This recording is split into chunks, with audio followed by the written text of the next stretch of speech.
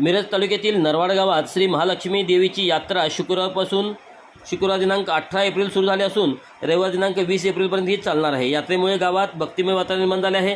आज सकाळी श्रीमंत सरदार धनराज संभाजीराव शिंदे व श्रीमंत सौ शिवांजली धनराज शिंदे यांच्या हस्ते देवीला नैवेद्य अर्पण करण्यात आला। महिलांचा मोठा सहभाग या सोहळ्यात पाहायला मिळाला। यात्रेनिमित्त लोकनाट्य, तमाशा, लावणी, रेकॉर्ड स्पर्धा याचे आयोजन करण्यात आले होते।